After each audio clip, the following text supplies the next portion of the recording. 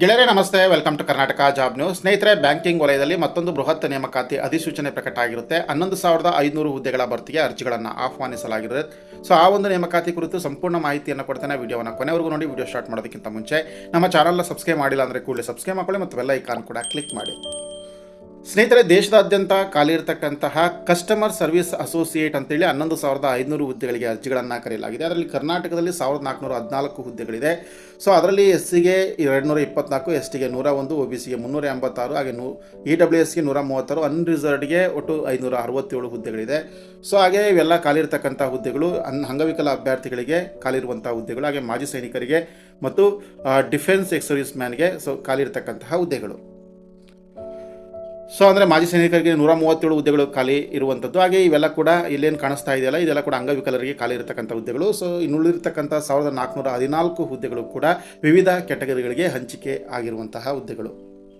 So ಯಾವ್ಯಾವ ಬ್ಯಾಂಕಲ್ಲಿ ಖಾಲಿ ಇದೆ ಅಂತಂದರೆ bank of Baroda, Canara bank, Indian overseas bank, UCO bank, ಹಾಗೆ bank of India, central bank of India, ಹಾಗೆ Punjab national bank, union bank of India, bank of Maharashtra, Indian bank, Punjab ಮತ್ತು Sind bank. ಹಾಗೆ ಕಸ್ಟಮರ್ ಸರ್ವಿಸ್ ಅಸೋಸಿಯೇಟ್ ಹುದ್ದೆಗೆ ಕೊಡ್ತಕ್ಕಂಥ ವೇತನ ಶ್ರೇಣಿ 24,050 ರೂಪಾಯಿಂದ 64,480 ಕೂಡ ಇರುತ್ತೆ.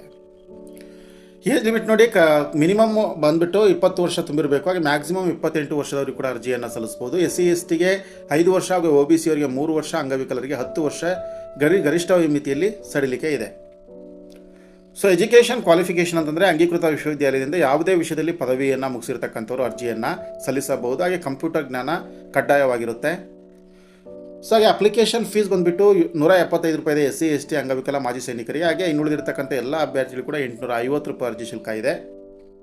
ಸೊ ಸೆಲೆಕ್ಷನ್ ಮೆಥಡು ಒಂದು ಪೂರ್ವಭಾವಿ ಪರೀಕ್ಷೆ ಇರುತ್ತೆ, ಹಾಗೆ ಒಂದು ಮುಖ್ಯ ಪರೀಕ್ಷೆ ಇರುತ್ತೆ. ಪೂರ್ವಭಾವಿ ಪರೀಕ್ಷೆಯಲ್ಲಿ ಪಡೆದಿರ್ತಕ್ಕಂಥ ಅಂಕಗಳ ಆಧಾರದ ಮೇಲೆ ಮುಖ್ಯ ಪರೀಕ್ಷೆಗೆ ಶಾರ್ಟ್ ಲಿಸ್ಟನ್ನು ಬಿಡುಗಡೆ ಮಾಡ್ತಾರೆ. ಸೊ ಮುಖ್ಯ ಪರೀಕ್ಷೆಯಲ್ಲೂ ಕೂಡ ಆಬ್ಜೆಕ್ಟಿವ್ ಟೈಪ್ ಟೆಸ್ಟ್ ಇರ್ತಕ್ಕಂಥದ್ದು. ಸೊ ಇವೆರಡೂ ಟೆಸ್ಟ್ಗಳಲ್ಲಿ ಪಡೆದಿರ್ತಕ್ಕಂಥ ಅಂಕಗಳ ಆಧಾರದ ಮೇಲೆ ಆಯ್ಕೆಯನ್ನು ಮಾಡುವಂಥದ್ದು. ಹಾಗೆ ಅರ್ಜಿ ಸಲ್ಲಿಸುವ ಪ್ರಮುಖ ದಿನಾಂಕಗಳು 1/8/2026 ಅರ್ಜಿ ಆರಂಭ ಆಗುತ್ತೆ. 21/8/2026 ಕೂಡ ಅರ್ಜಿಯನ್ನು ಸಲ್ಲಿಸಬೇಕಾಗುತ್ತೆ. ಹಾಗೆ ಪ್ರಿಲಿಮಿನರಿ ಎಕ್ಸಾಮಿನೇಷನ್ ಅಕ್ಟೋಬರ್ 2026 ನಡೆಯುತ್ತೆ. ಹಾಗೆ ಮೇನ್ಸ್ ಎಕ್ಸಾಮ್ ಬಂದುಬಿಟ್ಟು ನವೆಂಬರ್ 2026 ನಡೆಯುವಂಥದ್ದು. ಸ್ನೇಹಿತರೆ, ಆಸಕ್ತರು ಕೂಡಲೇ ಆನ್ಲೈನ್ ಮೂಲಕ ಅರ್ಜಿಯನ್ನು ಸಲ್ಲಿಸಬೇಕಾಗುತ್ತೆ. www.ibps.in ವೆಬ್ಸೈಟ್ಗೆ ವಿಸಿಟ್ ಮಾಡಿ ಅಲ್ಲಿ ಅರ್ಜಿಯನ್ನು ಸಲ್ಲಿಸಬಹುದು. ಹಾಗೆ ನಿಮ್ಮ ಕಡೆ ಅರ್ಜಿಯನ್ನು ಸಲ್ಲಿಸಲಿಕ್ಕೆ ಸಾಧ್ಯ ಆಗಿಲ್ಲ ಅಂದರೆ ನಾವು ಅರ್ಜಿಯನ್ನು ಸಲ್ಲಿಸಿಕೊಡ್ತೇವೆ. ಸೊ ನಮ್ಮ ನಂಬರ್ಗೆ ಕಾಂಟ್ಯಾಕ್ಟ್ ಮಾಡಬೇಕಾಗುತ್ತೆ. ನಮ್ಮ ಕಾಂಟ್ಯಾಕ್ಟ್ ನಂಬರ್ ಬಂದುಬಿಟ್ಟು 9108736889. ಇನ್ನೊಂದ್ಸರಿ ಹೇಳ್ತೇನೆ, 9108736889. ಸೊ ಈ ಒಂದು ನಂಬರ್ಗೆ ಕಾಂಟ್ಯಾಕ್ಟನ್ನು ಮಾಡಿದರೆ ನಾವು ಅರ್ಜಿಯನ್ನು ಸಲ್ಲಿಸಿ PDF ಕಳಿಸ್ಕೊಡ್ತೇವೆ. ಇದಿಷ್ಟು ಗೆಳೆಯರೆ IBPS ರಿಕ್ರೂಟ್ಮೆಂಟ್ ಕುರಿತಾಗಿರ್ತಕ್ಕಂಥ ಒಂದು ಮಾಹಿತಿ. ಸೊ ಈ ಒಂದು ಮಾಹಿತಿಯನ್ನು ಆದಷ್ಟು ಶೇರ್ ಮಾಡಿ, ಹಾಗೆ ವಿಡಿಯೋವನ್ನು ಲೈಕ್ ಮಾಡಿ. ಇದೇ ರೀತಿಯ ಮತ್ತೊಂದು ಹೊಸ ಉದ್ಯೋಗ ಮಾಹಿತಿಯೊಂದಿಗೆ ಭೇಟಿ ಆಗ್ತೇನೆ. ನಮಸ್ಕಾರ.